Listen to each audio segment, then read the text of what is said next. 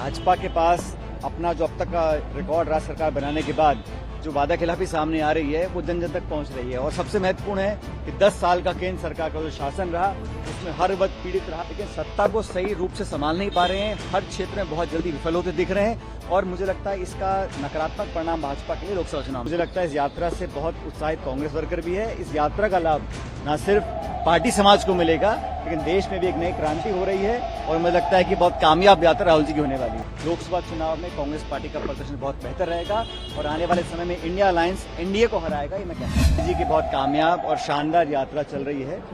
भारत जोड़ो न्याय यात्रा कल उड़ीसा से प्रवेश करेगी छत्तीसगढ़ के अंदर और उस यात्रा में उनको रिसीव करने के लिए और वो फ्लैग जो हम एक्सचेंज करते हैं हर राज्य में, वो कार्यक्रम कल होगा।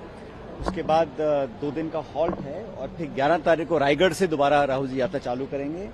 इस यात्रा के लिए पूरी पार्टी तैयार है। हम सब ने वो रास्ता देखा है, सब स्थानों का निरीक्षण किया है, कार्यकर्ताओं में उत्साह है और राहुल जी अपने दौरे पर लगातार लोगों से मिलेंगे, किसानों से, नौजवानों से, आदिवासियों से, दलितों से, सब लोगों से।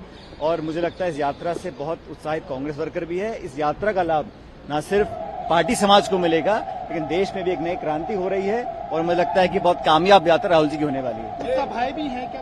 कुछ सभा 13 तारीख को एक बड़ी सभा अंबिकापुर में राहुल जी की है। उसमें खड़गे जी जो राष्ट्रीय अध्यक्ष हैं उनका आना भी प्रस्तावित है और संपूर्ण प्रदेश के तमाम कांग्रेसजन और आम कार्यकर्ता सब लोग उसमें शामिल रहेंगे 13 तारीख को।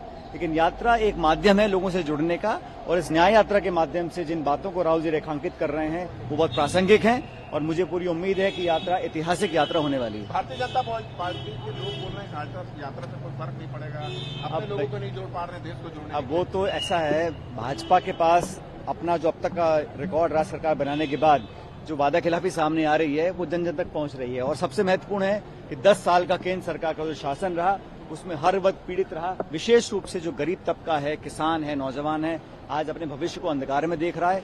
10 साल के रिपोर्ट कार्ड पर वो कुछ कह नहीं पा रहे हैं, इसलिए लगातार प्रधानमंत्री जी भी चाहे सदन के अंदर भाषण दे रहे हों, लगातार कटाक्ष कर रहे हैं और कांग्रेस उनको एक ऐसा दल दिखता है जो सबसे ज्यादा उनको तनाव देता है और राहुल गांधी जी से बहुत वो चिंतित रहते हैं, इसलिए लगातार उन पर प्रहार करते हैं कि जनता जवाब देगी चुनाव के माध्यम से। इससे जुड़ा एक और सवाल है, ओपी चौधरी रायगढ़ से ही है, मंत्री भी है सरकार में, उन्होंने ये कहा है कि राहुल गांधी जी जितना जनता के करीब जाएंगे उतना ही लाभ भारतीय जनता पार्टी वो कोई नेता कुछ भी कहे, जनता जनार्दन है। हम लोग पूरी तत्परता से तैयार हैं।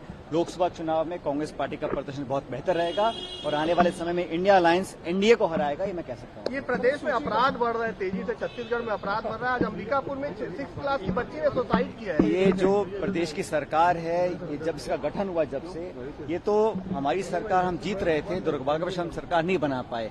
अब ये सत्ता संभाली है, लेकिन सत्ता को सही रूप से संभाल नहीं पा रहे हैं, हर क्षेत्र में बहुत जल्दी विफल होते दिख रहे हैं और मुझे लगता है इसका नकारात्मक परिणाम भाजपा के लिए लोकसभा चुनाव में आएगा। ताज़ा खबरों के लिए विजिट करें द फैक्ट इंडिया की वेबसाइट और डाउनलोड करें द फैक्ट इंडिया ऐप।